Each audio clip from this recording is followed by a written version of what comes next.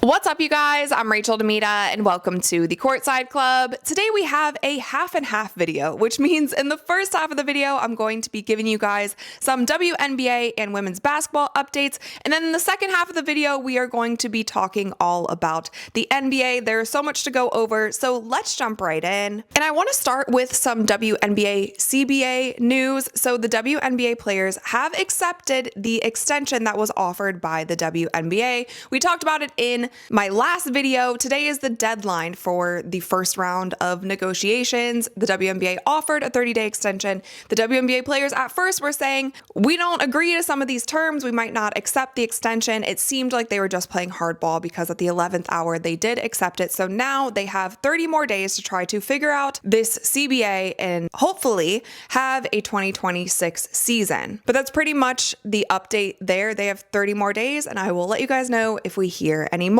Now, moving on to Unrivaled, they have finalized their rosters for the 2026 season. The last three that they added were Aari McDonald, Rebecca Allen, and Dominique Malonga.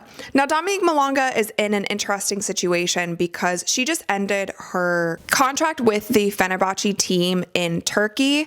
And for Malonga to participate in overseas basketball, the WNBA had to sign on to FIBA's letter of clearance system, which allows players to sign contracts in multiple leagues. The letter requires a sign-off from the players, teams, and federation, and it establishes that the player has fulfilled their duties to full extent of their contract and is eligible to play elsewhere. Most international leagues require the letter of clearance before a player can enter their league. And in order for Malonga to return to the WNBA in 2026, a letter of clearance from the Turkish Federation by way of Fenerbahce will be required.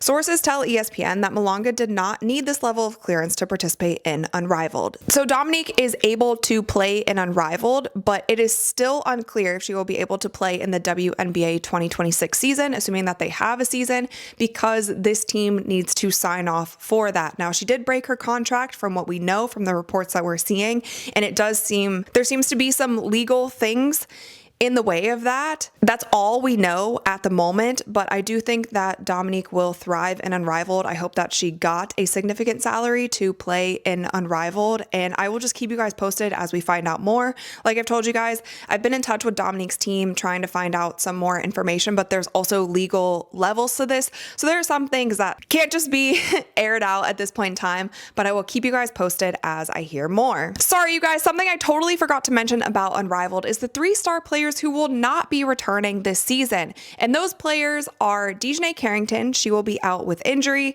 Angel Reese, and Sabrina Ionescu. Now, Angel Reese is somebody that fans were shocked about because it seems like Angel Reese loved her experience at Unrivaled, and she's always spoken so highly about Unrivaled. A lot of fans were thinking that she would be back. She was also on the defensive team in Unrivaled. Her team won the championship, even though she wasn't there for that championship game. Her club won that championship, so a lot of fans were wondering, like, why isn't Angel Reese back in Unrivaled? Now, I do remember, and this is just speculation, but I do remember Angel Reese tweeting at the end of the Unrivaled season saying, like, I can't wait to get back to Chicago. And I remember thinking, like, oh, that's strange.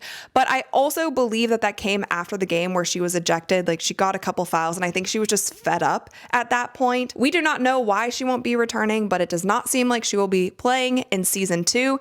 Sabrina Ionescu was another one. I felt like Sabrina did not like it when she was there last season. Like, even when she was doing interviews, she was like, yeah, I'm just trying to stay healthy for the WNBA season.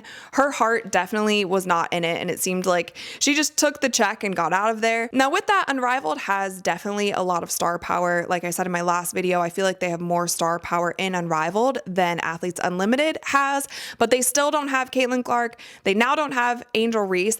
They don't have Sabrina. They don't have Asia Wilson. So there's still a lot of big names that I feel like if they had these big names, obviously Caitlin being the biggest, there would be more of a draw for Unrivaled. So I'm also interested to see how the league does this season, how viewership is, and how the basketball is on the court. I didn't really cover it much last season because, to be honest, it was hard for me to get into the basketball of it. I liked all the other things around Unrivaled. Like, I thought all of the extracurricular things they were doing was fun, but for me to tune into the basketball, it's just not something that pulled me in.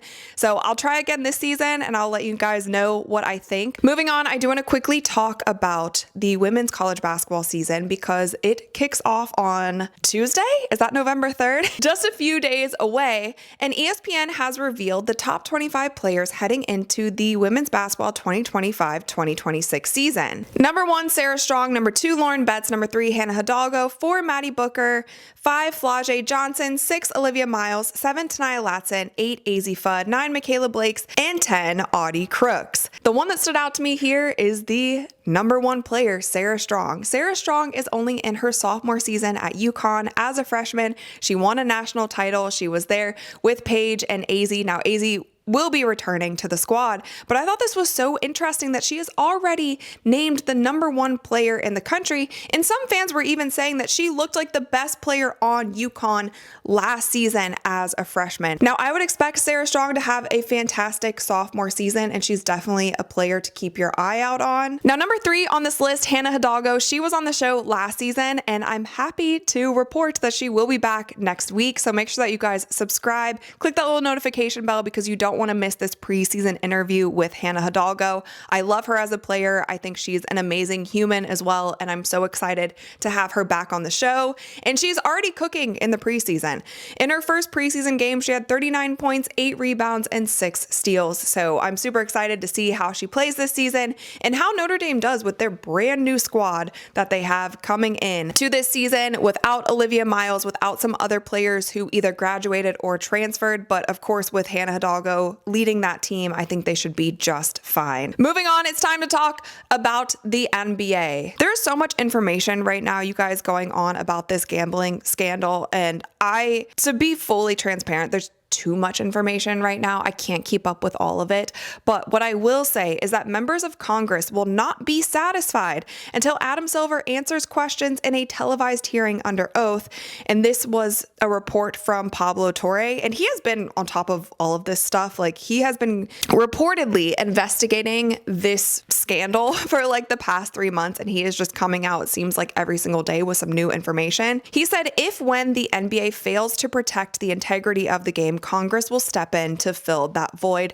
Obviously, that would just get super messy if the government gets involved even more than they already are. But I will be interested to see if Adam Silver comes out and answers questions about this. He's never been one to shy away from controversy, and that's something that I do really respect about Adam. If something's going on in the league, he normally will come out and at least do an interview or a press conference about it. So I will keep you guys updated there. And also, according to an ESPN report, prior to the start of this season, the NBA requested that betting partners FanDuel and DraftKings remove wager options that were susceptible to manipulation. And this was specifically missed free throws, turnovers, and fouls. And that is something, obviously, if you are a player and you're kind of in the inside and you're throwing games or you're helping somebody hit a line that they bet on, you can easily miss free throws. You can easily turn the ball over. And that was some of the lowlights that people were sharing about Terry Rozier. It seemed like some of his turnovers were really unforced and kind of stupid. And then fouls as well. Like, you can easily give fouls if you need them to. So according to ESPN, the NBA was trying to get FanDuel and DraftKings to remove some of those things. But here's the thing, you guys, sports betting, I don't think it's going away. It's definitely not going away. The league's going to have to adapt. Like, Richard Jefferson was on the show earlier this week. He talked about just having more education. I think they're just going to have to tighten up how much they allow with the sports gambling and also just the education around it. And that's all that I have there. I personally don't think that this scandal is going to be something that like takes down the NBA. And I'm seeing a lot of political talking heads and different people who like never cover basketball talking about this. And I also think that there's a lot of people out there who just want to see the NBA fail for whatever reason. They're just like rooting for the downfall of the NBA. And I feel like they are rejoicing and they love the fact that there's this whole scandal going on. I personally see this hopefully being resolved in the next few months. And I don't think that it's going to be this deep conspiracy thing where so many players and so many coaches were involved in something like this. I think it was a few bad apples in the mix. And again, I'll keep you posted as some big developments come into play. But otherwise, there's a whole lot of information out there. And at this point, it's innocent until proven guilty. And a lot of it is still speculative. So I'm going to keep it at that. Now, some good news in the NBA world is that nearly 37 million people in the US watched the American Express NBA Tip-Off 2025 across NBC, ESPN, and Amazon Prime Video, the most viewers for an opening week in 15 years. And this is great for the NBA because I know that we were talking about last year how the ratings had dipped significantly. Now, what's also different about the NBA this season is that it is spread across so many different channels. Like, there are so many different ways that you can watch NBA games. There are more nationally televised games than ever.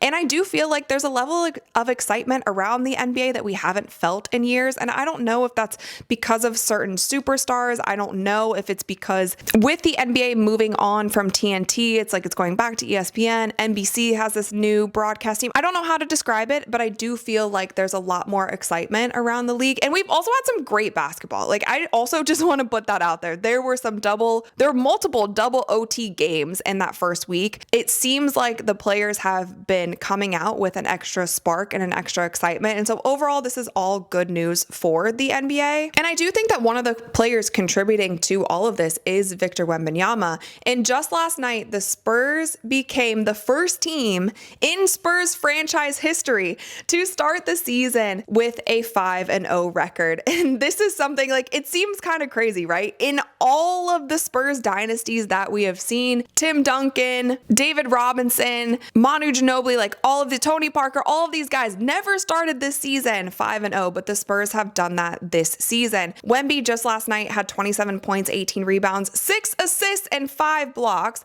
Stephon Castle with 21 points, Devin Vassell with 17 points. This Spurs team is just so exciting to watch, and I feel like we might be witnessing the next Spurs dynasty, especially if they keep this young core together. Now, De'Aaron Fox hasn't even stepped on the court yet. He has been out for the beginning of the season with injury, but that's another piece that they will add to this puzzle that will really help them. Dylan Harper is a rookie. He's been out there playing at a super high level already. And I think a lot of us don't realize that some of the biggest names and superstars that we've had over the past 10 to 15 seasons, they are going to be retiring soon.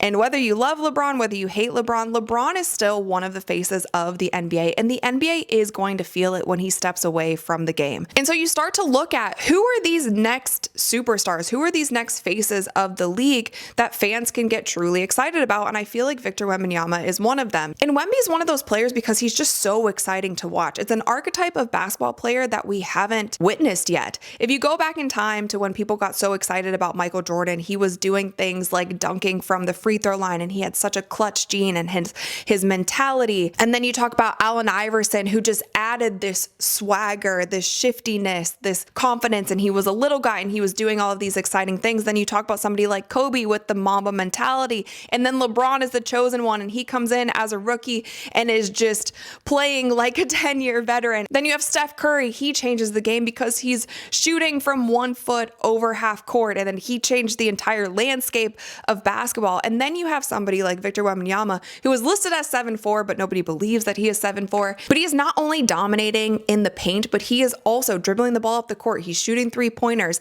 And somebody with this size, like the most comparable to him, the most dominant comparable big man would be somebody like Shaq, but Shaq dominated in a different way. And Shaq changed the game as well. They had to change the structure of the basketball hoops because he was shattering backboards. But Shaq was just so physically dominant, so strong. He was pushing guys around in the paint, but Shaq was not shooting 3-point shots. Shaq was not dribbling the ball up the court. So it's a very exciting archetype to watch. People just don't really understand it yet. And so I feel like when you have a player like Wemby, he is somebody who can step into being that next face of the league, being one of those big superstars in the league, and somebody that also casual fans will be excited to watch because there's like, what's going on? This guy is so tall, but he's so skilled. He's so dominant in the paint. He's dunking the ball. He's shooting fadeaway threes.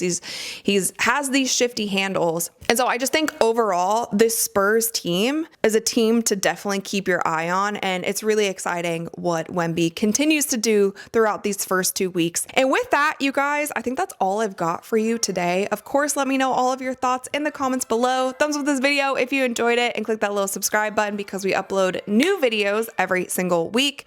And with that, you guys, I'll see you next time. Ooh, and